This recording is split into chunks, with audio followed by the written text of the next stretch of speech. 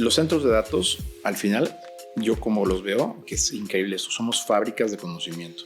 Sí, wow. Tú piensas, ese es el modelo. Un centro de datos es una fábrica de conocimiento. Entra el input, que es energía, principalmente, y sale knowledge, porque lo que sale conocimiento, lo que sale de ella es conocimiento.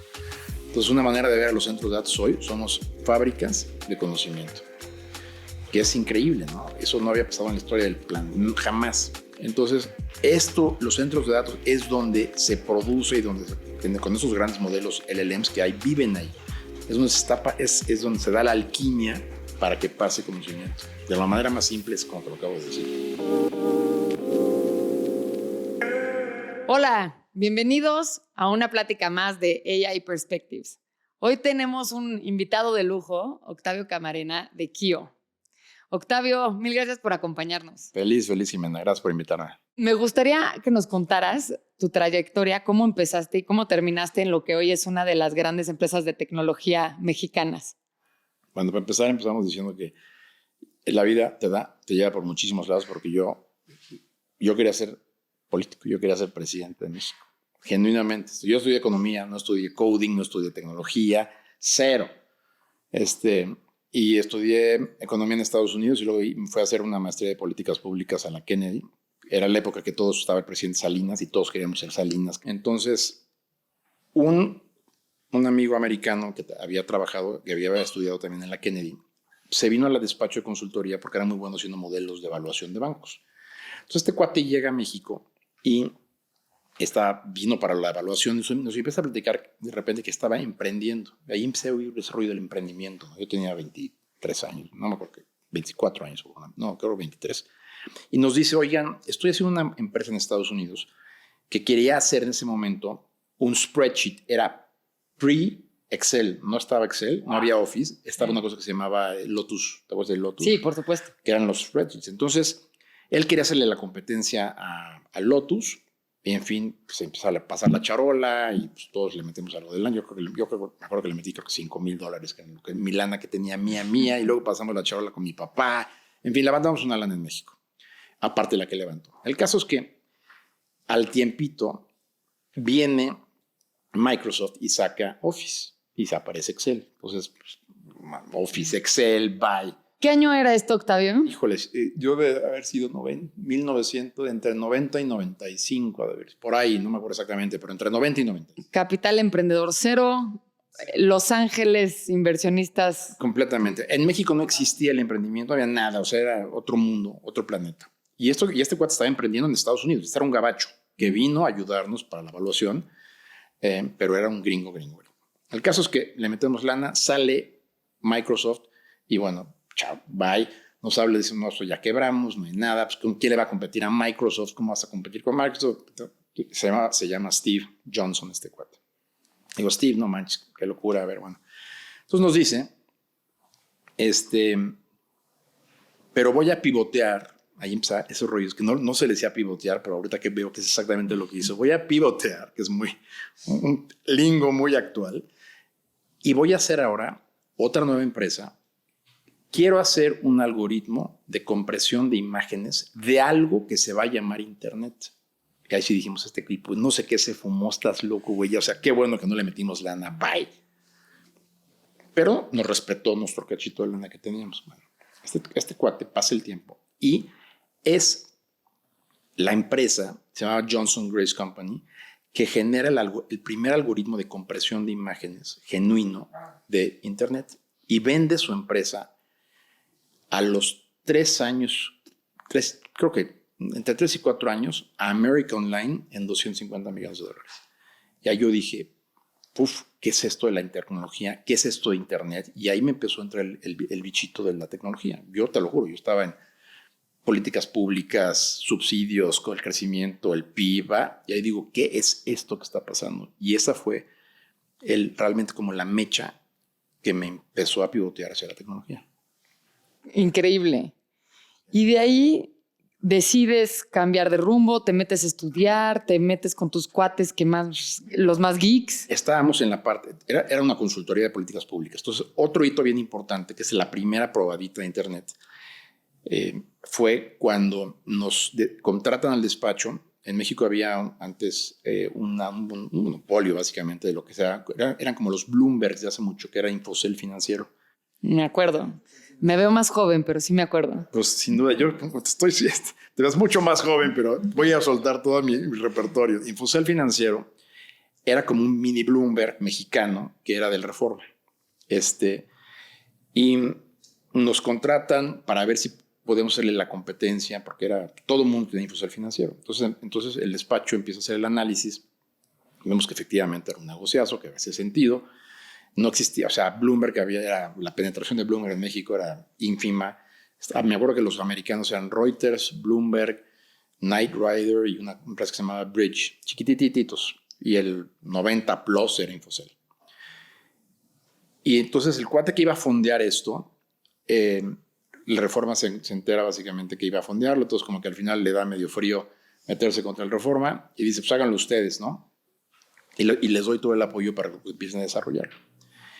Y empezamos a desarrollar un negocio que se llamaba México Analítica. Y el quid de México Analítica, que yo fui cofundador de ese negocio, es que era por internet, porque Infocel Financiero lo broadcasteaban por FM, como si había antenitas de FM, y por ahí broadcasteaban los datos. Entonces me toca fundar, yo era cofundar con un socio que tuve, este negocio que era cómo permeabas información financiera en internet. Entonces ahí empezamos a meternos las manos porque era magia, no sabes lo que eran esas cosas, de repente le dabas clic y todo era por modems, entonces tienes que poner un modem en las casas de bolsa, bueno, un mundo. Entonces ahí empiezo a emprender, es el primer negocio que empezamos a hacer. Levantamos capital, era el .com boom, levantamos capital y aquí ese era el emprendimiento ahora aquí de los 90s. En México no había nada, entonces nos fuimos a levantar capital y le metió lana Baring Equity Partners, que era como un apéndice del banco holandés de Baring, y otro fondo latinoamericano que se llamaba LAEF, Latin American Enterprise Fund, que era el que lo manejaba. Curiosamente acabó siendo presidente de Perú, un cuate que se llamaba Pedro Pablo Kuczynski, y ellos le metieron lana a este negocio y ahí empezó México Analítica. Entonces ese fue el primer emprendimiento ya en el que me meto fuerte para desarrollarlo. ¿Y en tecnología? Y en tecnología, era full tecnología, era en internet, ¿no? Hubo una feria que fue la que me abrió los ojos, que nos fuimos a Nueva York en el 99, que la organizó Merrill Lynch y Goldman Sachs, que se llamaba Latin American Enterprise Opportunities. Y aquí también es un tema bien importante de México. Voy a dar este ejemplo porque la verdad es un tema que me parece, pues la verdad, medio patético de México, pero vas a ver, ya sabes hacia dónde voy. En ese momento había 100 empresas latinoamericanas levantando capital y era como un mercado, ¿no? Llegaban las 100 empresas, estaban los inversionistas allá, te sentabas, era como un quick dating y levantabas lana, pero levantabas lana en media hora, levantabas $200,000, era increíble. Wow. Y espectacular lo que se sentía. 100 empresas. Dime cómo te imaginabas la distribución de los países. Eran pura Latinoamérica. ¿Cuántos de Brasil? ¿Cuántos de México? ¿Qué porcentaje? Me imagino casi todos brasileños. Nope. ¿Más mexicanos? Nope. Como el 50% eran empresas argentinas. Brasileños como el 30%. Ok. Y ese 20% restante, entre todos, ¿sabes cuántas empresas mexicanas habíamos? 4% eran mexicanos, hablando del tema del emprendimiento. Y tú me dices si son emprendedores. Uno era Todito, que era la empresa. Me acuerdo de Todito, que era creo que era de TV Azteca, ¿no? Sí. El otro era esmas.com, que era de Televisa. Sí. El otro era la que era de Telmex, no me acuerdo cómo se llamaba. Eran los portales, y aquí tu charro negro con México Analítica. O sea, los otros tres eran Televisa, TV Azteca y los legacy players. Y Telmex. No eran emprendimientos. Claro. Y nosotros. O sea, no había emprendimiento. Cuando monté Más Negocio, cuando quise ya montar Más Negocio, que fue mi primer emprendimiento, y Más Negocio parte y aquí sale un poco la parte de public policy, de democratizar el acceso a las tecnologías, a las grandes tecnologías, los ERPs, que son, tú sabes, son los ERPs, SAP, Oracle, PeopleSoft. Esos sistemas si no eras una empresa que tenía 25 millones de dólares, bye, no los podías meter. Entonces, ¿quién tenía eso? Pues los grandototes, los Banamexes, los GNPs, los Fords, pero había muchas empresas medianas, grandes, que no podían gastarse porque la tecnología se compraba, no se rentaba, todo se adquiría. Sí. Entonces, si tú querías tener un SAP, tenías que tener o un PeopleSoft o un Oracle, pues la licencia te costaba 3, 4 millones de dólares. La implementación de la licencia, una vez y media se montó, entre 4 a 6 millones de dólares. Luego la infraestructura, los servidores, donde ibas a instalar eso, un par de millones de dólares. Luego la base de datos. Y luego tenías que contratar a los mecánicos que gestionaban esa tecnología, porque esas cosas se tienen que, tienes que mencionar. Entonces, si no tenías, digamos, entre 20 y 28 millones de dólares, mucho que se pagaba ahorita y luego tenías que pagar en el tiempo, era imposible que llegabas ahí. Entonces, yo quería democratizar eso y dije, ¿qué pasa si yo compro los servidores, yo contrato a la gente y yo le rento esto a los demás sin saber lo que estábamos haciendo? Estábamos haciendo el primer software as a service de entrada de un RP del mundo. No se había hecho, en el mundo no se había hecho eso. Te lo valido porque, primero que nada, de los principales RPs que había, todos eran clientes servidor. Entonces no se podía, no había por internet. El único que ya se había transformado a internet era PeopleSoft. Entonces nosotros vamos con PeopleSoft y le vendemos la idea de que queremos rentar software. Nos decían, a ver, estas cosas no se rentan, estas cosas se venden, somos empresas públicas. A mí cada trimestre ven cuántas ventas tuve y con base en eso me evalúan. Esto no se renta. Entonces tuvimos que convencerlos y fue un despapalle para que nos dejaran hacerlo. Entonces por eso sé que nadie lo había hecho, porque con las otras tecnologías no se podía hacer, porque era cliente-servidor. Y con esta fuimos los únicos locos que fuimos a California a decirles que queríamos hacer esto. Me vieron con cara de, you're too early, estás loco, no va a jalar. No, si te dijera las cantidades que me dijeron que no va a jalar, no se puede hacer. Bueno, el caso es que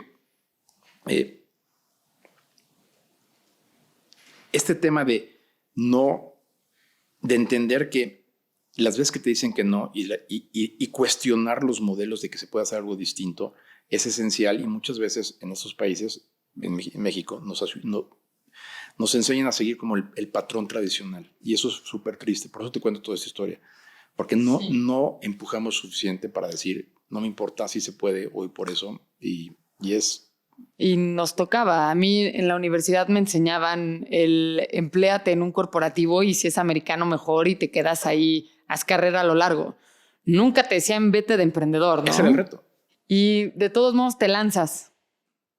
Te lanzas y empiezas a hacer software as a service. Que no se llamaba software as a service, se llamaba ASP. No. Software as a service yo creo que hasta el 2012, 13, 15. El nombre original era Application Service Provider. Eras un ASP. Entonces empezamos con esta cosa y te voy a contar anécdotas divertidas. Yo cuento con muchas historias, porque creo que las historias son las más divertidas, pero cuando empecé a levantar capital para hacer esto, pues realmente, aparte había explotado el .com, entonces en el peor momento, porque el .com explota en marzo del 2000, y yo decido salirme de México Analítica y empezar con esto ese año, el peor entorno. Nadie quería saber de .com, nadie quería saber de tecnología, pero aquí estoy yo que decido emprender. Estaba naciendo mi primer chavo, me estaba cambiando de casa, todos los riesgos que te puedes imaginar, échenmelos para acá, ¿no? O sea, irracionalidad completa. Otra historia que te cuento, me acuerdo que voy a ver un cliente que estaba en el centro. Cuando llegué, lo vi, tenía como 60 años y dije, puta malo, ya empezamos mal. Entonces empecé a platicarle el RP, no sé qué cosa, para profesionalizarse. Ahí lo llevaba. Y de repente le digo, ¿y su contabilidad? Me la voy a llevar yo. Y el tipo la hace así, se echa para atrás y me dice, ¿me esperas tantito? Se sale de la mesa. Le dije, puta, ya le entendió, le va a hablar al CFO, Entra un fulano, pues, oye, ¿me acompañas? A la calle. Y te saca O sea, me corrían de las juntas, genuino, O sea, me corrían. Entonces decías, la verdad era... Vender software. Rentar software a la calle. Entonces era durísimo. La verdad, los primeros, yo te diría que del 2000 al 2004, se me acaba la lana, evidentemente, porque no, entonces, al 2003 yo tenía mis primeros clientes, esos que eran que ahí son mis grandes, yo seré sus grandes fans por haber creído, y ellos en sí eran emprendedores y aventados por creer en este modelo, porque le veían valor. Me acuerdo de los primeros que les fue Cinépolis. Yo tuve la suerte de conocer a Alejandro en Harvard. Él estaba en la licenciatura y yo en la maestría. Y fui y le platiqué lo que estaba haciendo, porque Cinépolis no tenía la lana para gastarse esto cash como lo hacían los grandotes. Para que veas que empresas importantes no tenían acceso a esto. Entonces, era una alternativa para esto. Y él creyó en el modelo, y la gente que estaba con él y me apoyaron, y siguen siendo clientes míos a la fecha. Qué bueno. 23 años de clientes. Sí se necesita un design partner con el que puedas entrar y puedas validar el modelo y puedas tener un product market fit y construir para él. Él fue uno. La revista Expansión fue también, y que era cuando el dueño era Alejandro Serna y compañía, que lo manejaba John Reuter, Luis Tejada y una serie de cuates, buenísima onda. También creyeron en el proyecto y se montaron a esto. Teletón fue cliente mío, estoy hablando de los principales, pero te lo platico porque ya que empezaba con ellos a montar esto, no escalaba esto porque era bien difícil vender. Y otra cosa que es terrible es que tú llegabas tú a una venta y ya que dámelo por bueno, que convencías de que sí hacía sentido el modelo de renta, venía la siguiente pregunta: ¿y quién está detrás de ti? Sí. Y eso es horrible en México. Si no tienes pedigrí, no eres nadie. Entonces yo decía, pues mi espalda, ¿no? Entonces, ¿sabes qué? Si te llamamos nosotros. Entonces, cuando no escala esto, porque necesitas alguien que te dé pedigrí, y se me acaba la lana, yo empiezo a hacer la última loca que me aviento, que fue, empiezo un proceso con la Cinca, de lo que era la Cinca de Bancomer, que era como el fondo de inversión que tenía Bancomer cuando lo manejaba de don Pepe Madariaga, que es un tipazo. Pepe Madariaga para mí ha sido, y ahorita vas a ver por qué, ha sido como mi sensei, es mi mentor, súper importante en mi vida profesional. Empiezo a pedir lana para que me rescate Pepe. Me faltaban 90 días y ya no podía pagar la nómina, y lo que más me preocupaba era evidentemente los empleados y los clientes. O sea, ¿qué le voy a decir a Cinépolis? Oye, sí, claro, ya quebré, es terrible, ¿no? Porque como dices, eras tú. Y creyeron en mí, y creyeron en el modelo, y se aventaron. Era una presión horrible. El caso es que se me va a acabar la lana, corro el proceso en la Cinca, y me acuerdo un día agarran y por eso lo de llorar, me batean, y yo salgo, digo, me voy literalmente al estacionamiento de una iglesia que estaba en Tlacopac. No entré a la iglesia, me quedé en el estacionamiento a llorar como Magdalena. Dije, ¿qué voy a hacer? No puede ser, ¿qué voy a hacer? Entonces, le hablo a un amigo que es Álvaro Rodríguez, que igual lo conoces, que fue el que me presentó a Pegasus, y era un gran amigo mío, el que me presentó al fondo argentino, que el fondo argentino ya no le quería meter más lana, porque veía que no escalaba esto, que estábamos demasiado tempranos. Y le digo a Álvaro, me batearon. Me dice, ¿tú conoces el fondo? Era de la Cinca, el fondo lo manejaba Pepe. Pero yo nunca vi. Pepe era como un gran Tlatuán y aquí arriba, ¿no? Nadie tenía acceso a Pepe. Me dice, ¿tú conoces a Pepe? Dije, no, pues claro que no conozco a Pepe. Bueno, escríbele una carta con tu puño y letra. Este es el nombre de Mirza, que es su asistente. Llévasela y dile que te dé él 20 minutos. Qué buen hint. Sí. Él. O sea, esta es la empresa. Él es el dueño de la empresa que me acababa de batear. Yo lidiaba con el que manejaba el fondo, etc. Se la llevo a Mirza y pues, así. En Mirza We Trust. En Mirza We Trust. Pasa un día, 2 días, 3 días, y a la semana me llaman. Me dice, el licenciado Madariaga te recibe tal día, tal hora. Bueno, yo así, yo tenía todo eso pasó, yo tenía 33 años. 33 años, por ahí. Llego, me acuerdo que puse Led Zeppelin antes de la junta para llegar súper prendido como loco, y llego a la junta y empiezo a platicar con Pepe. Él me lleva como 30 años, ha de haber tenido él como 60 y tantos. Es un viejo sabio, es un sabio. Me iba a dar 20 minutos, estuvimos como 2 horas, y al final me dice, mira, si tú me vas a cuidar con la pasión que me estás vendiendo eso, porque yo no conozco mucho de tecnología, pero sí sé de negocios, y tú estás dándole algo que no existe allá afuera. Si me vas a cuidar con la pasión con la que me lo estás platicando, estoy dispuesto a abrir el proceso de vuelta. Entonces, abre el proceso. El tipo que manejaba el fondo de él chao, invierte. Y Pepe, cuando mete lana, ahí, y por eso digo que es importantísimo, aparte que me rescata de estar bye, no solamente me dio, evidentemente me dio el know-how, porque siendo chiquitito siempre me trató como grande, entonces me profesionalizó, comités, me empezó a, sin ser burocrático, o sea, sin ser burocrático, me enseñó cómo manejar una empresa como grande siendo chiquito. Y luego lo más importante es y luego me dio el know-how. Me empezó a abrir puertas. Entonces, cuando llegaba la famosa pregunta de ¿quién está detrás de ti? Con un cliente, cuando yo le decía Pepe Madariaga, perfecto, mándame los contratos. Entonces, eso que te lo platico lo digo con muchísima gusto de lo que me pasó a mí, pero también es muy triste de México. Porque si no tienes ese pedigrí, no te dicen mándame los contratos. Sí, ¿cuántas innovaciones no se han quedado en el intento? Estos buenos proyectos por no haber tenido el network ese pedigrí adecuado. Que te dice bye. El caso es que entra Pepe y empieza a escalar. Más negocio empieza a escalar, empezamos a crecer, entramos a Martí, una serie de empresas importantes. Y en el 2000, por ahí del 2013, 14, yo no hosteaba, de hecho, yo gestionaba la plataforma del software as a service, pero yo necesitaba un casero, que eran los centros de datos.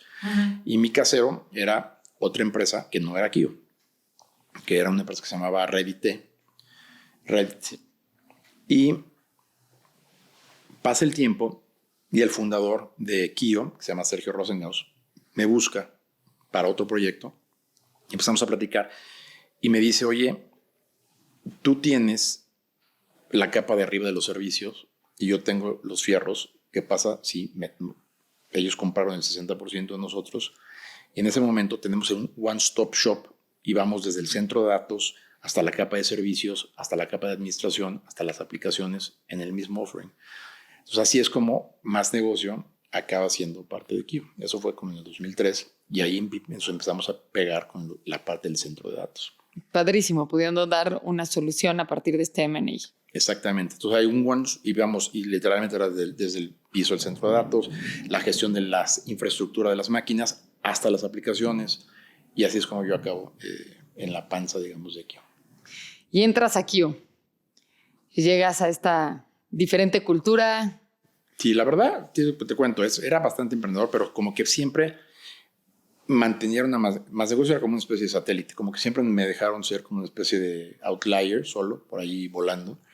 Y a veces hasta competía con el propio Kio, porque Kio tenía unas medio ofertas que hacían un poco lo mismo que yo, no idéntico, pero como que me dejaban estar volando por ahí, ¿no? Y empezamos a crecer, empezamos a escalar, y la verdad, en Más Negocios siempre fui muy, muy obsesivo y vuelvo a lo que se vive tú como vives con muchos emprendedores, de ser muy prolijos en el gasto, o sea, no volarte la cabeza, ¿no? Entonces siempre traté de manejar Más Negocio con muchísimo cuidado, siempre pensando en el bottom line, siempre buscando la rentabilidad day one, y no nada más growth, porque ya había aprendido de México Analítica, mi primer emprendimiento, cuando se empezaba a hacer growth y cero rentabilidad, y chao, esa empresa, ya no te platiqué, esa empresa acabó quebrando, cuando yo ya no estaba. Entonces ya había pasado por eso y decía, yo no me compro este rollo de crece, y no importa si haces lana. No es cierto. Tienes que pensar en hacer lana el día 1. Y tienes que cuidar cada centavo como si fuera el último. Y después de que yo estuve tan cerquita de quebrar, como te platiqué, un chorro de balas me pasaron por todos lados. Siempre tienes que estar cuidando el EBITDA y el bottom line, day one. La frugalidad del emprendedor. Es fundamental. Y llegas a Kio, tienes como este servicio satélite. Exacto.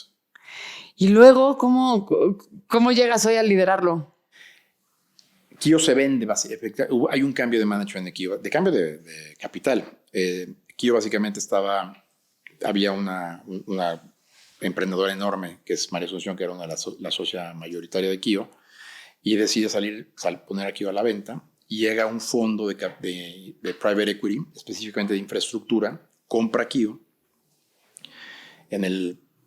que será en el 2000, debe ser, ya no me acuerdo si es finales de 2021 o 2022, Y lo primero que, cuando llega el fondo, lo primero que me dice, que me piden a mí es que Kio era socio de nosotros, de mi negocio. Entonces lo que hace el fondo es dice, ok, vamos a comprarte tu cacho que queda haciendo de más negocio con dos condiciones. Una es con que parte del capital que te vamos a pagar, te trepes y o sea, me fui arriba con ellos en el capital de todo.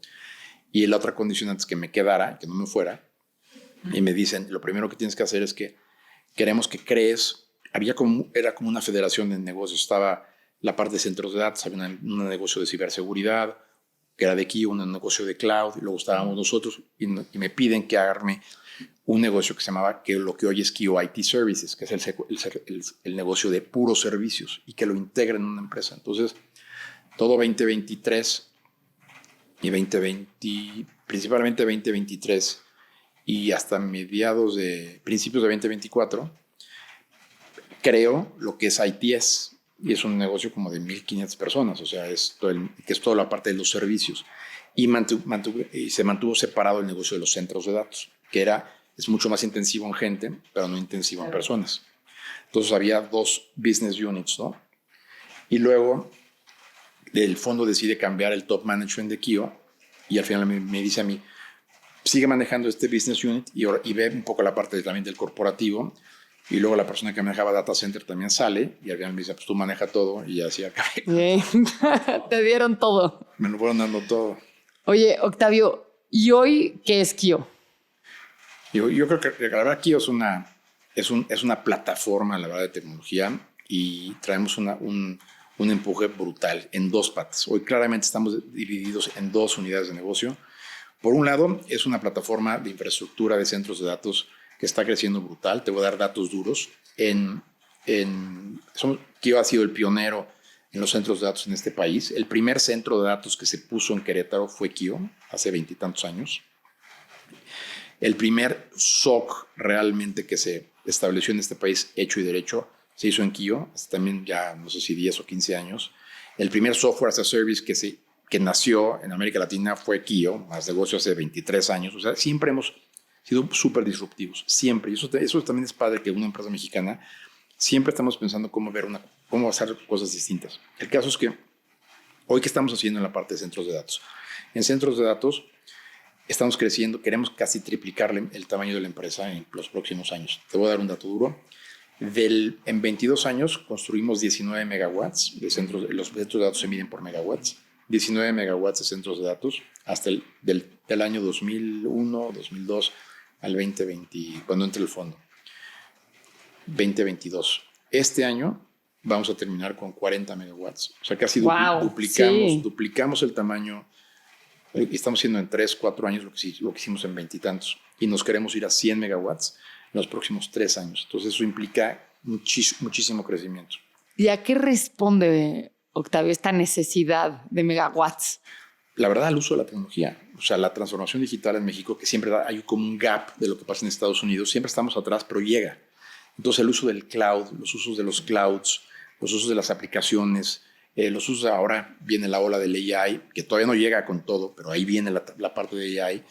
Pero sin hablar de AI, este crecimiento que te estoy platicando no tiene que ver con AI. O sea, si hablo de AI, lo que te acabo de decir se multiplica por 2, porque un solo centro de datos de AI pueden ser 100 megawatts, uno solo. Wow, sí. Entonces, para que dimensionemos esto, todo lo que construimos en la historia ahorita son 40. Un solo AI, un solo centro de datos de AI son 100, 150. O sea, esos son los grados de magnitud de las diferencias. Entonces, viene una ola de la transformación digital que va a llegar a México. México es un país, ahorita tengo muchas reuniones con los hyperscalers, ¿no? Que son con los Googles de este mundo, porque para quien no lo sabe, todos los hyperscalers, Amazon, Google, Microsoft, el que me digas, viven en Kio. Son clientes de nosotros. Cuando dicen es que ya llegaron los grandes, les van a competir. No, son mis clientes. O sea, nosotros tenemos el honor de hostear a muchos de los componentes de sus offerings que tienen allá afuera. Muchos componentes están en Kio. Entonces, y cuando platico con ellos, ven a México un mercado increíblemente atractivo. México y Brasil son los dos hubs de crecimiento de América Latina. Y están creciendo, y hay una adopción súper interesante que no es menor. Y ahora están llegando los asiáticos. porque llegan los chinos que llegan con todo y es la segunda oleada, ¿no? Tú estás viendo que llegan los clouds de Alibaba, los clouds de Huawei, que vienen con todo también, ¿no? Y hay ¿y por qué llegan? Porque en un mercado creciente y real. Y la adopción de la tecnología en México es bien interesante. El otro día estaba en una reunión y para los que no lo saben, el porcentaje de gente de la población de México que usa ChatGPT versus la de Estados Unidos es mayor la de México que la de Estados Unidos. No en número de gente, pero en porcentaje, mira, de penetración, ¿no? La penetración del uso es más alto en México y en Brasil que en Estados Unidos, como porcentaje de la población. Entonces, es bien interesante, porque la verdad, no te creas que es un país que de adopción es relativamente rápida. Y eso es lo que alimenta tu pregunta, esta demanda de megas, ¿no? Y no veo que vaya a cambiar en el futuro cercano. Ni lejano, por lo que me estás contando. No. Y esto todavía no estamos viendo ni la puntita del iceberg de lo que es inteligencia artificial. En México no hay AI deployments. O sea, los AI deployments de veras, los más grandes, los de veras están en China y en Estados Unidos. Hay muy poquito en América Latina, yo creo que ni en ninguna parte de América Latina. ¿Con AI deployment te refieres a los grandes centros de datos especializados para AI. Ok. Esos donde están entrenando los grandes modelos no hay en América Latina. Están principalmente habrá algo en Europa y ahorita hay grandes inversiones que están haciendo curiosamente en el Middle East, en Oriente Medio, pero principalmente están en China y en Estados Unidos. Entonces, pero vendrán, y esos deployments van a venir no tanto para entrenar, desde mi punto de vista, para entrenar los modelos, sino para la parte de las inferencias, que es para el uso. Inferencias, para lo que nos está usando, es el uso de los modelos, que también requiere centros de datos especializados. ¿Y por qué son especializados? Un rack tradicional, de tecnología tradicional, te consume entre 4 a 10 kilobytes de energía. Un rack de AI, estás hablando que puede ser de 100, de entre 50 y 100. Esa es la diferencia del consumo de energía y de lo que te pide un centro de datos de AI. Entonces, tienes que armar un centro para AI súper especializados. Entonces, para tener, como consumen tanta energía, generan muchísimo calor. Entonces, tienes que tener modelos de cooling, de enfriamiento muy particulares. Hay una cosa que se llama liquid cooling, que no existe en la tecnología tradicional y que requieres para este tipo de centros de datos. Entonces, este tipo de centros de datos en México realmente ahorita no hay. Y esperamos ser nosotros los primeros que hagan eso, ¿no? Oye, está increíble esto, ¿eh? Bueno, Octavio, hablando de data centers, tengo muchísimas preguntas. Va una antes de la que esperas. Y es, a los emprendedores allá afuera, lo que hemos visto en los últimos 3 años es que, por un lado, el costo de la utilización de AI ha bajado 5 veces. Y por otro lado, la ventana de contexto de lo que pueden hacer con inteligencia artificial ha incrementado también 100x. Al final, ¿son estos data centers lo que está atrás de esta inteligencia y de este poder de inteligencia? Absolutamente. Los centros de datos, al final, yo como los veo, que es increíble eso, somos fábricas de conocimiento. Sí, wow. Tú piensas, ese es el modelo. Un centro de datos es una fábrica de conocimiento. Entra el input, que es energía, principalmente, y sale knowledge, porque lo que sale conocimiento, lo que sale de ella es conocimiento. Entonces, una manera de ver a los centros de datos hoy, somos fábricas de conocimiento, que es increíble, ¿no? Eso no había pasado en la historia del plan, jamás. Entonces, los centros de datos es donde se produce y con esos grandes modelos LLMs que hay, viven ahí. Es donde se da la alquimia para que pase conocimiento. De la manera más simple es como te lo acabo de decir. Leía una noticia que me voló la cabeza y era que Kio estaba prácticamente haciendo data centers y enviándolos al espacio. Sí, pues sí, está increíble lo que estamos haciendo. Estoy súper emocionado. Marcianos. Pero te platico lo que está pasando, que es otra noticia increíble. Una empresa que se llama Lone Star, que se quiere especializar en hacer storage en el espacio, que es como el último nivel de almacenamiento por temas de seguridad. ellos piensan, y creo que es muy interesante la tesis, porque tiene bastantes el razonamiento que el último lugar para guardar tu data es en el espacio, primero que nada porque es casi inaccesible, y dos, porque es muy eficiente también enfriarlo, porque estás bajo cero. Claro. Y lo que quieren hacer ellos es enviar satélites, que lo que van a hacer, enviar satélites que van a estar me parece que están a 300,000 kilómetros de la Tierra. De la Tierra a la Luna son 400,000 kilómetros. Normalmente los satélites que conocemos, los de Elon Musk y la compañía, están entre 3 y 10,000 metros. Y esos están a 300,000 metros. Kilómetros, no metros, kilómetros, perdón. Entre 3,000 y 10,000 kilómetros, eso está a 300,000 kilómetros de la Tierra. Están mucho más cerquita de la Luna que de la Tierra. En esa capa los quieren poner porque hay muy poca densidad de otros satélites para que no haya ningún tipo de la famosa contaminación satelital, pero lo quieren hacer principalmente para estar más cerquitas de la Luna, porque eventualmente lo que ellos quieren hacer es poner, pues, no sé si llamarles centros de datos, pero storage en la Luna, eventualmente para eso. Y para este proyecto que es real y no es ciencia ficción, está pasando ahorita, firmamos un memorando, un memo de entendimiento para hacer este proyecto, lo lanzamos la semana pasada. Ellos requieren lo que le llaman ground stations para estar conectados a los satélites en la primera fase de los satélites. Va a haber 5 ground stations en el mundo. Uno va a estar en Estados Unidos, en un centro de datos. Otro va a estar en UK. Otro va a estar en Australia. Y querían poner uno en América Latina. Son Australia, UK, Estados Unidos, son 4 ground stations. Y de América Latina fueron a ver un chorro de centros de datos y nos escogieron a nosotros, la verdad. Me da muchísimo orgullo. Vinieron a México, fueron a visitar nuestros centros de datos y dijeron, lo hacemos con Kio. Y vamos a tener el ground station, que ahí van a estar las antenas que están conectadas con los satélites. Entonces, cuando quieras tú guardar o hostear o bajar tu información, todo va a ser como el conduit, somos el puente, una pata del puente está en Kio y la otra pata está en el satélite. En el espacio. Es un proyecto de película. Absolutamente, y es real. Las fases son 2026. Ya lanzaron varios satélites para empezar a testear esto en 2025 y en 2026 las etapas son, nosotros tenemos que empezar a setear los ground stations con las antenas que van a estar conectadas con los satélites. Ellos van a empezar a mandar satélites para empezar a probar la latencia. La latencia es lo que se tarda en ir a venir un dato. Aquí esto no es para procesamiento, porque es más lento. La latencia son 2 segundos, que tampoco es tanto, pero son 2 segundos. 1 segundo para arriba, 1 segundo de vuelta.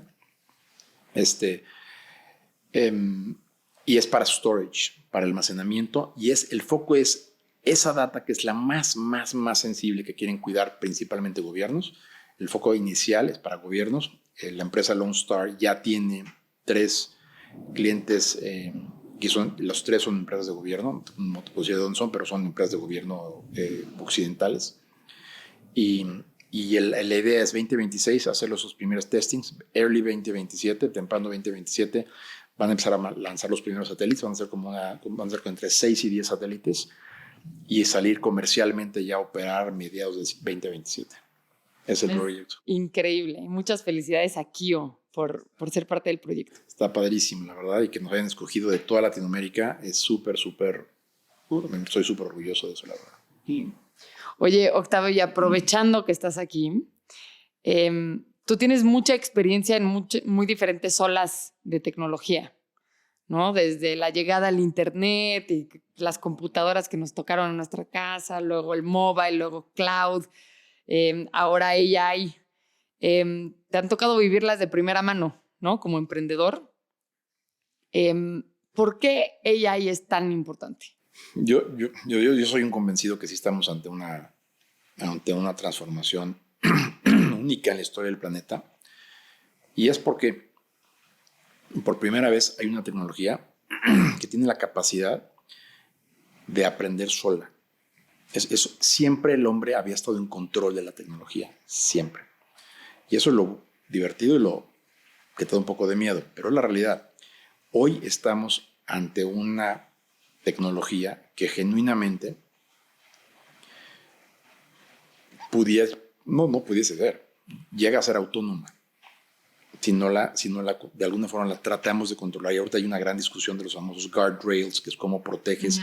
De hecho, en la comida de ayer, en la cena de ayer que te platicaba antes de empezar, antes de salir de empezar el podcast, estaba platicando con una de las científicas de Google que fueron las primeras científicas de datos que empezaron a hacer esta parte de los LLMs en Google. Y como ella ve este tema, que me llamó la atención, dijo que ella es como el genie, o sea, el genio de la lámpara. Está el genio en la lámpara, está la lámpara y luego está el que pide el deseo. Hay 3 componentes y hay que tener mucho cuidado con los 3 componentes. Entonces, el genio de la lámpara son los modelos LLMs.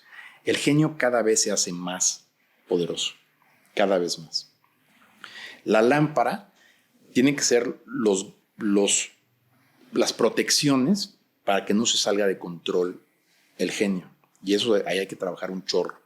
Y son las discusiones que estás viendo de que tiene que haber restricciones o botones que apagan de repente, que puedas llegar a apagar un LLM si se sale de control, o tiene que haber un human on the loop, que siempre no tiene que ser completamente independiente, siempre tiene que haber un human on the loop para que no se te vaya a salir de control. Esa es como la lámpara. Y luego tienes al que pide el deseo. Y ahí también hay un tema, porque hay malitos que están usando AI. Entonces, me pareció bien interesante cómo lo puso, porque efectivamente esos 3 componentes es lo que tiene que empezar a pasar para que hagamos buen uso de esto, ¿no? Como todas las tecnologías, siempre hay usos buenos y malos. Cuando salió el fuego, pues el fuego cambió al mundo, pero el fuego te mata, te quema, te mata. O sea, todo es así. Siempre ha pasado lo mismo. Esta vez me parece que sí, desde mi punto de vista, me parece que es trascendental lo que está pasando ahorita, porque nunca habíamos estado con una tecnología que genuinamente puede ser autónoma. Y si llegamos al momento de la famosa singularidad, donde hay que yo creo que ya llegamos a una parte de nadie te dice que es el augmented AI o el super AI, hay una cantidad de nombres, como le llaman, ¿no? La singularidad. Para cada quien significa cosas distintas, ¿no?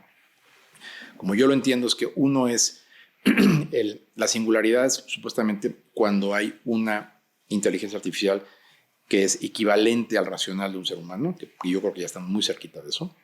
Y luego está el superintelligence, que es cuando tienes una AI que es la suma de todos los seres humanos, no es suficiente para lo que esté pasando, que es como eso dicen que la superintelligence estamos 2030 y tantos, no es tan lejos. Nada, y otra cosa que te digo es que de todos estos predicciones de tiempo, todas se han acelerado más rápido. Claro, se han venido acortando. Todas acaban siendo más rápidas de lo que pensaron los primeros que lo dijeron. Entonces, no sé si te contesté, pero no, sí, te quise dar contexto. Y me clavé. Y al final del día, creo que hay un vértigo, ¿no? Generalizado cuando hablamos también de AI y esta inteligencia superpoderosa. Sin embargo, hoy también hay un vértigo latente, lo que ya está disponible hoy, de me va a quitar mi trabajo, ¿no? Lo que me lleva a mi siguiente pregunta, que en Kio, que tienen, pues la verdad, la fortuna de que están haciendo la tecnología en el momento más importante de esta tecnología, ustedes están siendo parte de ella, ¿no? Son un eslabón de infraestructura de data súper importante en México. ¿Cómo están ustedes internamente utilizando AI, además de lo que están construyendo? Nosotros, y eso, qué bueno que lo dices, porque la verdad también es una cosa que me siento súper orgulloso, siempre le creímos a la inteligencia artificial desde hace un rato. Y en México todo el mundo decía que, tú lo sabes muy bien, todo el mundo decía perdón, que hacía AI, pero eran muy poquitos los que estaban realmente haciendo, porque se convirtió en un buzzword, ¿no? Así como en el .com, todos eran .coms, y si le ponías .coms valías más porque le ponías .com. Hoy luego era SaaS y todos eran SaaS. Hoy todos son AI companies. Como tú bien dices, ya pasé 3 oleadas de esas. 3. Pero nosotros, te cuento lo que empezamos a hacer en AI, en Kio, que la verdad es bien divertido, es bien padre. Antes del Gen AI, antes de los LLMs. La ola de Machine Learning. La ola de Machine Learning. Nosotros, y como siempre, Las innovaciones que pasamos en Kio las hacemos primero que nada para nosotros, porque son necesidades de nosotros. Claro. En Kio gestionamos tecnología. Está la parte de los centros de datos que te comenté, que son la de los bunkers, y luego está el área de ITS, la que te dije que fue mi primera encomienda. Y ahí tenemos 5 verticales. Una es Managed Services, que es gestionar la infraestructura de compañías donde corren las aplicaciones, pero es como son los servidores, las bases de datos, etc. Otro es gestionar las aplicaciones, que es lo que venía haciendo Más Negocio, el negocio que funde las aplicaciones, los ERPs, los sistemas de almacenamiento, los sistemas de recursos humanos, los que hacen que se gestionen las empresas. Luego está el negocio de ciberseguridad, que protege todas estas capas. Luego está el negocio de cloud, que te ayudamos a moverte a ambientes cloud en vez de que tengas servidores dedicados. Y trabajamos con todos los clouds públicos. Somos agnósticos, trabajamos con Google, con Microsoft, con AWS, con los chinos, con todos. Y luego está el de Digital Transformation, que es la parte de AI y automatización. Entonces, eso es lo que hace ITS. ¿Cómo empezamos a hacer AI nosotros? En la parte de aplicaciones y de infraestructura, si hay una realidad es que toda la tecnología en algún momento dado se va a caer. No tienen palabra de honor. Los fierros no tienen palabra de honor.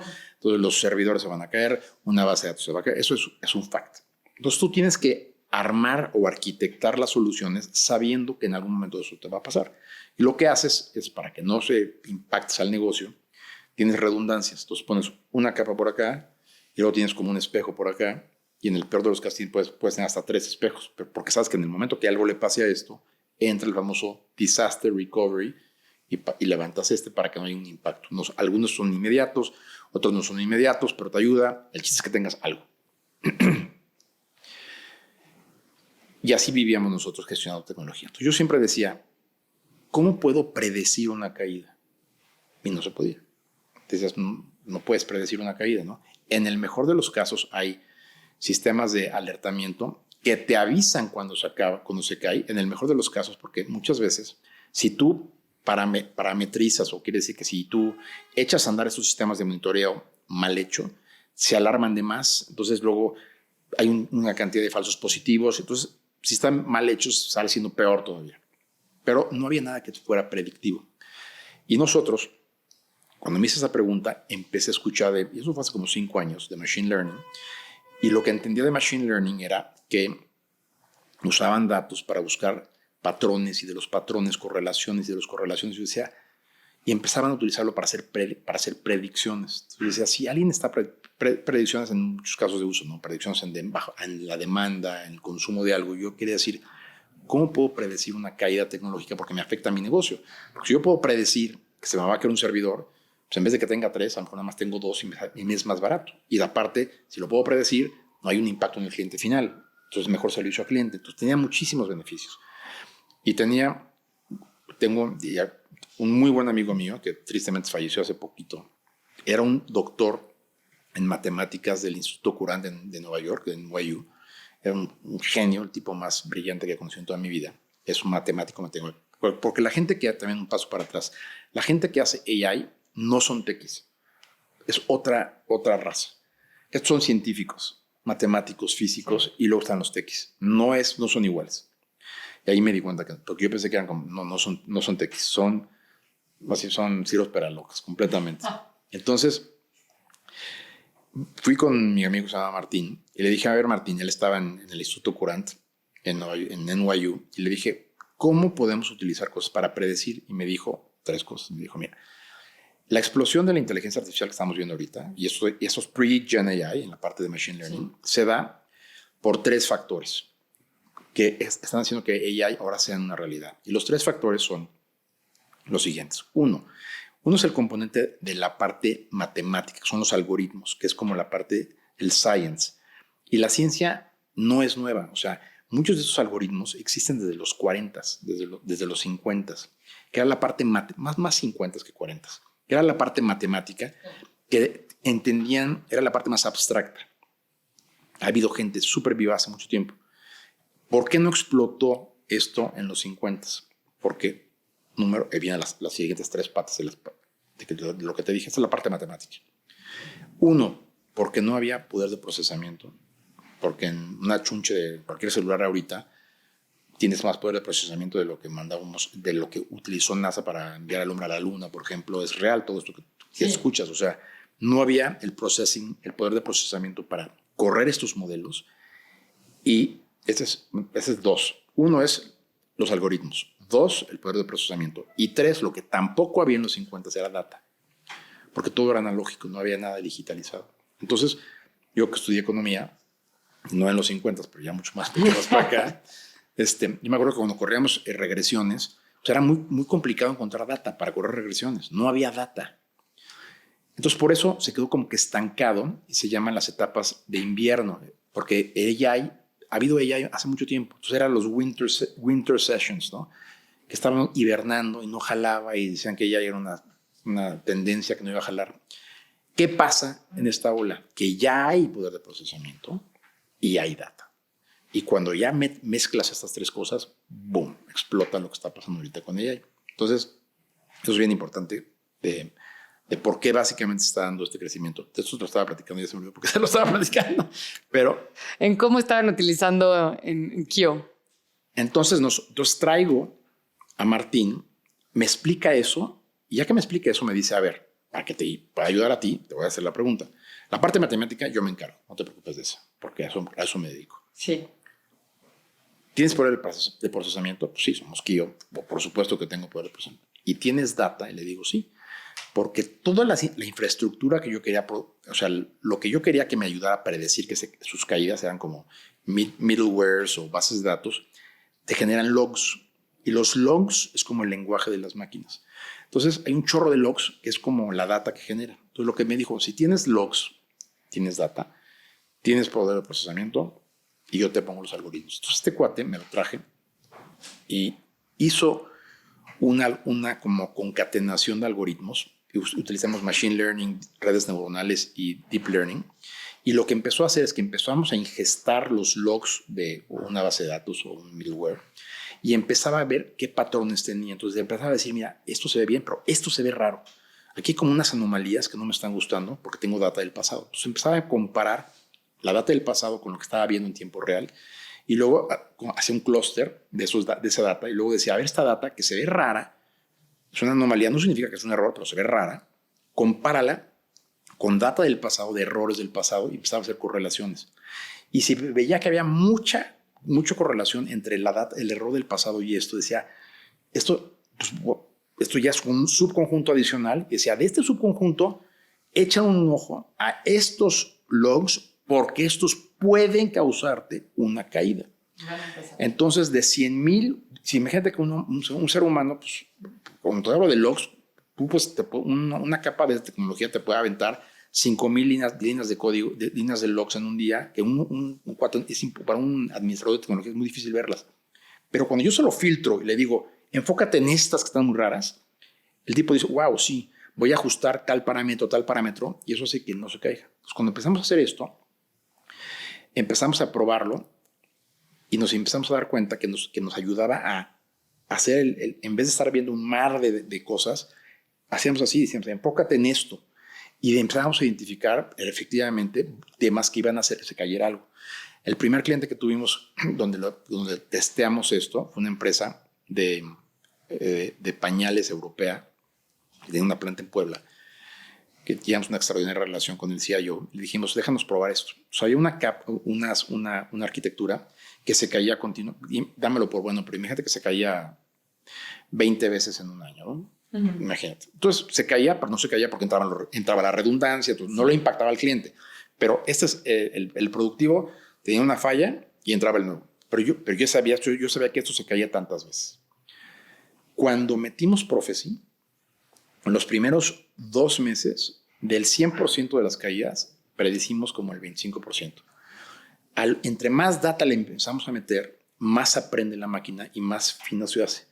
A los 5 meses estábamos prediciendo el 50% de las caídas. Increíble. A los 8 meses le estábamos pegando al 90%. Bueno, esa capa en particular, a la fecha, no se ha caído en 3 años. Entonces ahí dijimos, wow, cuando ya no se había caído en un año, dijimos, aquí hay algo. Entonces desarrollamos un producto que le llamamos Prophecy, uh-huh, que lo utilizamos para predecir caídas y el impacto es buenísimo porque uno, pues tienes mejor servicio al cliente y lo que pasó desde el punto de vista económico es que en vez de que tuvieras que tener tantas redundancias, apagas redundancias, que es costo, y puedes empezar a operar más ligeramente y eso claro, hay un beneficio económico inmediato. Sí. Y este producto que fue para nosotros, insisto, el primer usuario era el propio Kio, porque siempre todo lo que lanzamos al mercado lo testeamos en nosotros. El cliente me dijo, oye, yo tengo otras aplicaciones que no viven en Kio, pero quiero comprarte Prophecy. Quiero que usen Prophecy, claro. Y ahí se creó un producto. Entonces ahí hicimos que Prophecy fuera un producto per se, ya lo estamos comercializando y hoy tenemos casos de uso padrísimos. Una de las empresas más importantes de retail en México, si no es que la más grande, dota de todas. Los puntos de venta se les caen, no como todo. Cuando digo se les caen es que todo se cae. O sea, después no te das cuenta porque hay redundancia. A veces sí te das cuenta porque no jala la redundancia, pero todo se cae. Entonces, si tú puedes predecir las caídas, pues el impacto es bestial al cliente final. Y una de estas cadenas enormes de México, hoy el motor de predicción usa Prophecy y estamos impactándolas positivamente y tenemos un chorro de casos de uso muy padres. Padrísimo. No, me encanta lo de Prophecy, aparte hecho en Kio. Oye, y en tu día a día personal, ¿qué tanto estás utilizando AI? Porque Prophecy lo veo con tus clientes en la base de datos, pero Octavio, en su lugar de trabajo. Yo creo que la verdad, y cada que voy platico con la chava que platiqué ayer, menos de lo que debería, porque cada vez me impacta más que esto va a ser como un coach tuyo. Yo lo uso muchísimo para la verdad lo utilizo mucho para retar conceptos que estoy viendo, ¿no? Entonces de repente veo una tesis de algo que queremos hacer y empiezo como que a retarlo con el modelo, si hace sentido lo que estoy diciendo, o sea, que sea como una especie de sparring, ¿no? Eso me ha servido mucho, pero no lo tengo todavía como un coach personal. Yo creo que eventualmente sí van a ser nuestros coaches que te dicen cómo tu día te lo hace más efectivo, a qué le tengo que meter tiempo, más allá de, ya ni hablo de preguntar temas, porque la gente que utiliza GenAI como si fuera un browser, pues lo vimos. No es para eso, sí. ¿no? En lo personal todavía no estamos utilizando temas, en lo personal temas de agentic todavía no lo uso para mí. Para las empresas sí, estamos apoyando a las empresas a utilizar esto de una manera más con el famoso agentic AI, que es la evolución de los RPAs. Claro. Pero en mi vida lo utilizo más como un sparring de conceptos para que me ayude a ver si la línea de pensamiento hace sentido o no hace sentido y donde hay huecos, y también valido muchísimos, ayuda también eso también es cierto, a resumir muchísimas lecturas que es imposible leer. Me hace la vida mucho más fácil porque hoy tienes que estar leyendo como una bestia, entonces eso claro. Es brutal. Y tomando el tema de agentes, tenemos el caso de uso y tenemos el caso de agentes que lo hacen por ti. ¿Algún caso padre que tengan dentro de Kio que ya estén implementando? Sí. Este es padre. Nosotros tenemos que, parte de lo que hacemos en Kio, hay muchos, en Kio doy un paso más para atrás, yo soy un fiel, ahora sí que tengo que, como dicen los gringos, you have to eat your own food, ¿no? Tienes que empezar por ti mismo. Hay un proyecto que se llama AI for Everyone, entonces donde yo metí literalmente a chaleco que todo el mundo tenía que empezar a meterse en esto en su vida personal y profesional, evidentemente. Entonces, para eso tienes que empezar con muchos temas de cultura, porque la gente se pone muy nerviosa con las tecnologías, no entiende que me voy a quedar sin trabajo, ¿no? Y yo creo que va a haber, creo que sí mucha gente se va a quedar sin trabajo, la verdad creo que sí va a pasar, pero lo más importante es que no se van a quedar sin trabajo porque va a haber alguien más que está utilizando inteligencia artificial y ellos no. Alguien se aumenta con inteligencia artificial y esa persona va a tomar tu trabajo, no la inteligencia artificial. Yo creo que sí. Pero sí creo que es muy importante que el que te va a dejar sin trabajo es la persona que sí utiliza inteligencia artificial. Eso estoy convencido. Entonces hicimos como un onboarding con una cantidad de sesiones. Tenemos un crack en Kio, tenemos muchísimos cracks en Kio, pero una de las gentes que más sabe del uso del GenAI es el director de operaciones de Kio, que es un que sabe muchísimo de eso y da muchísimas pláticas. Entonces hicimos una cantidad de sesiones para aventar a los Kios a la alberca, para que supieran qué hay, cómo se puede utilizar, etcétera, para abrir los ojos. Tienes que ponérselos enfrente. Y ya que lo ven, luego tenemos unas cosas que son como hackatones, que buscamos casos de uso, porque hay una En Kio desarrollamos una cosa que es el método Kio para entrar son como 8 pasos, pero el primer, no me lo sé de memoria, pero el primer paso, aquí los tengo. El primer paso es primero que tiene que haber un apoyo de la alta dirección. O sea, para que las cosas permeen en tecnología, en todo, si no tienes el apoyo del board y del CEO, no pasan. Esto no es un tema del área de tecnología, es un tema de la compañía, es trascendental. Tiene que estar metido el board. Entonces es importantísimo. Y luego tienes que tener muy claro cuáles son los casos de uso. Porque la gente, muchas empresas corren como locos buscando en qué lo utilizo, cómo lo utilizo, y hay que saber discernir y enfocarte en los verdaderos casos de uso. En los métodos, cuando llegamos con los consultores de nosotros a apoyar a las empresas, normalmente hacemos como una especie de hackathon para que surjan todos los casos de uso y los ayudamos a enfocarse en los quick wins. Sí. Normalmente como un 15% de las ideas que salen son quick wins que pueden implementarse en 3 meses, 15. Pero son muy rápidas, de alto impacto, son de alto, o sea que puedes utilizarlas muy rápidamente, pero no son de impacto tan grandotes, porque normalmente son cosas de costo y de eficiencia. La gente siempre empieza en AI por temas de costo, cómo me ahorro por aquí. Pero el impacto más grueso es cuando te metes al core business, cuando redefines tu negocio. Y eso no es tan rápido, eso te tardarás 6, 8 meses, o un año, un poco más. Pero normalmente surge, es como empieza a permear claro. en este proceso. Después el siguiente paso es bien importante que los grupos sean interdisciplinarios. La gente que metas a hacer AI tiene que ser de toda la compañía. O sea, gente comercial, gente de finanzas, porque los procesos son cross, los que son de alto impacto. Le pegas realmente al core de la compañía y no a una pequeña área. Entonces ahí es importante que metamos a todo el mundo. Luego viene la parte más técnica, que tienes que tener la data limpia, ¿no? Tiene que haber data, tiene que estar en repositorios, limpia, curada, etc.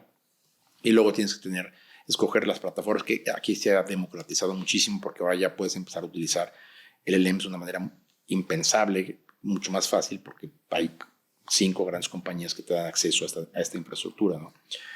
Y finalmente creo que tienes que empezar a hacer procesos de iteración. Otra cosa muy importante. Cuando te metes cuando el chiste de la automatización y de estas cosas, de la agentic, es que no se trata de que automatices un proceso antiguo, sino que redefinas el proceso. Sí. Porque estás haciendo cosas que antes, esta tecnología te permite hacer cosas que antes no se podían hacer con personas. Entonces, por definición, el proceso era secuencial, pensando en una persona.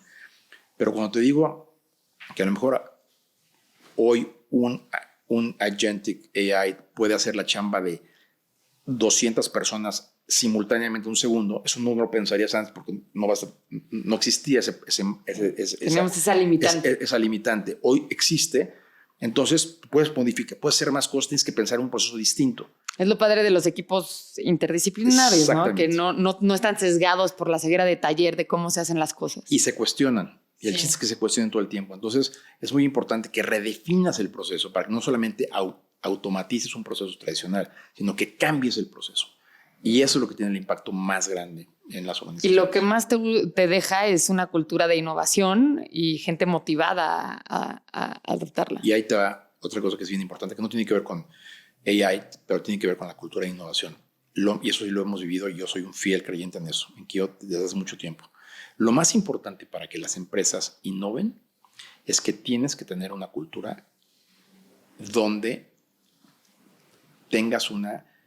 seas tolerante al fracaso. Si no te sientes a gusto con el fracaso de proyectos, nadie va a emprender.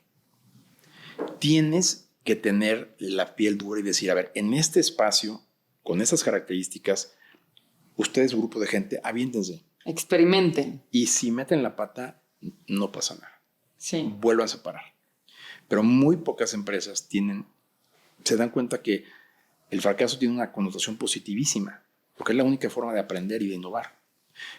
Y si no existe, si los empleados, porque otra cosa que yo no soporto es cuando dicen, la innovación sale del departamento de innovación. Qué estupidez, no hay un departamento de innovación. La innovación sale de todo el mundo. Claro. Entonces, pero tienes que empoderar a las personas para que se sientan que pueden opinar y que pueden crear y que pueden experimentar. Y una de las cosas principales es que si ellos saben que sí, meten la pata, les vas a llegar con un palo.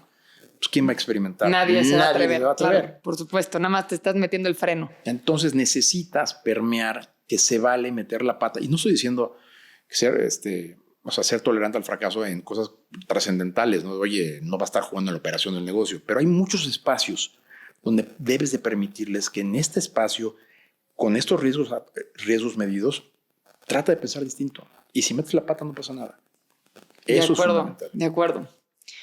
Oye, Octavio, y para dejarte ir, también nos contaste, querías ser presidente de México.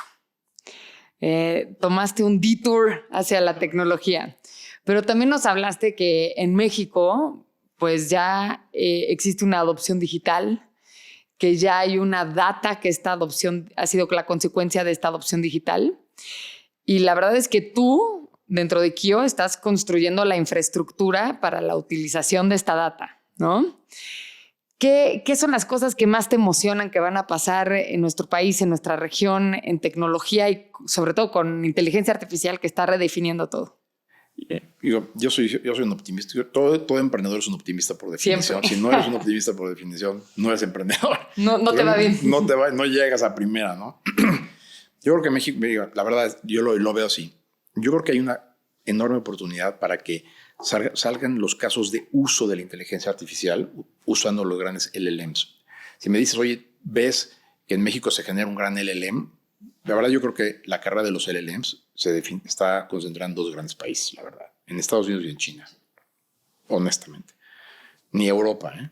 Está Mistral por ahí haciendo cosas, pero genuinamente creo que los grandes LLMs, porque los jugadores que están yendo a otras dimensiones son los mismos americanos. Estás viendo que OpenAI se va a Abu Dhabi, pero es OpenAI, o sea, no es el, no sé, el jeque. Sí. Están los Big Techs el Big Tech, sí creo que las grandes LLMs, que son como las bases de estos desarrollos, sí hay dos grandes potencias, China y Estados Unidos, y ahí van a estar.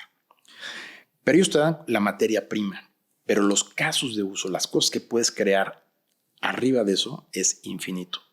Y ahí está la oportunidad para México, porque hay una cantidad para el mundo, ¿eh? Y en México creo que hay un chorro de talento, genuinamente creo, y no me debo sorprender. Ayer platicábamos también, hay gente de unas universidades increíbles en México y hoy están experimentando y están expuestos a estas tecnologías como nunca se había estado antes.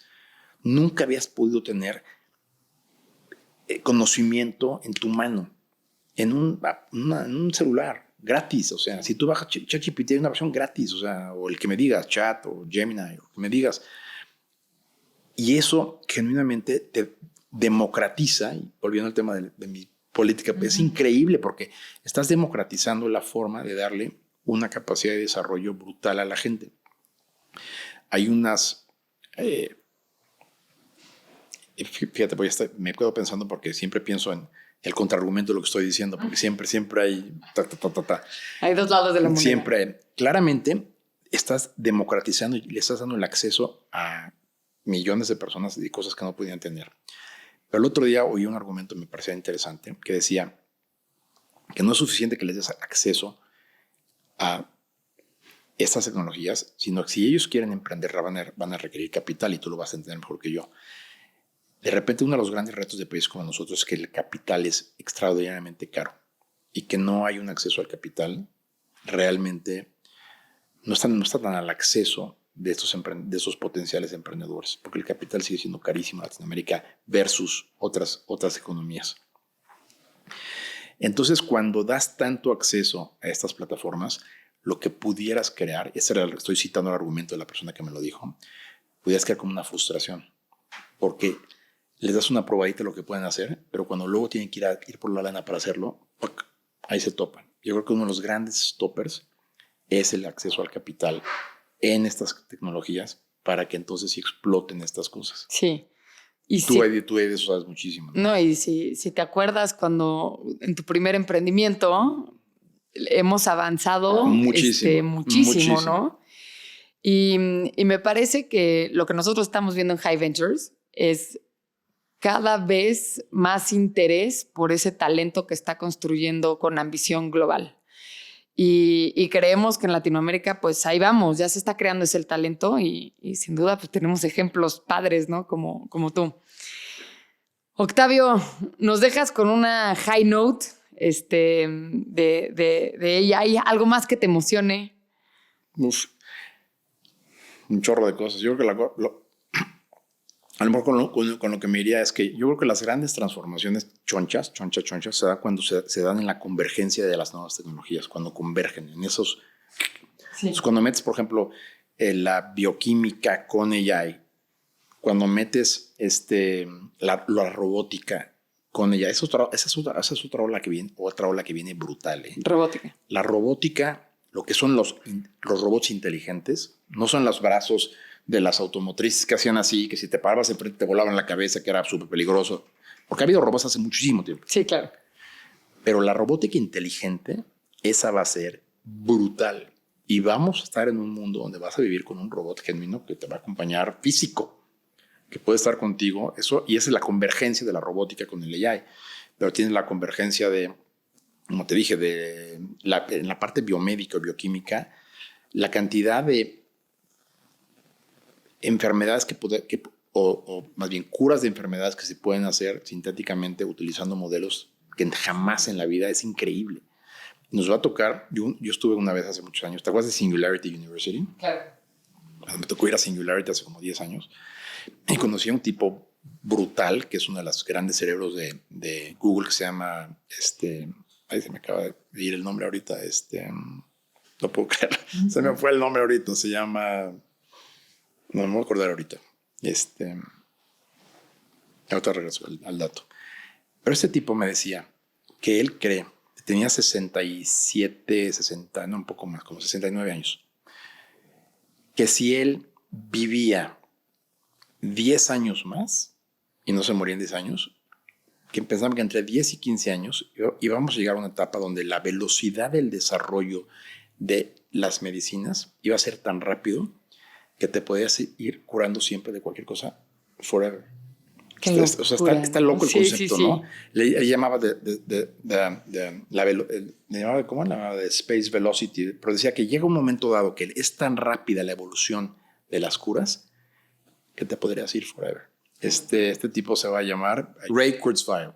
Este cuate fue el que me dijo eso. Me lo dijo con una seriedad, viéndote a la cara. No estaba joking y es de los chief honchos en Google, Ray Kurzweil. Entonces, hablo de las convergencias, ¿no? Entonces, la convergencia de la biomédica, los temas químicos con AI es donde explotan las cosas. Entonces, en las convergencias es donde yo veo las transformaciones brutales. Increíble, Octavio. Sin duda, yo creo que nos va a cambiar la vida y más rápido de lo que pensamos. Absolutamente. Octavio, muchísimas gracias no solo por tu tiempo, por tu experiencia, por todo lo que has construido y esperamos tenerte pronto de regreso. Me encanta. Gracias a ti.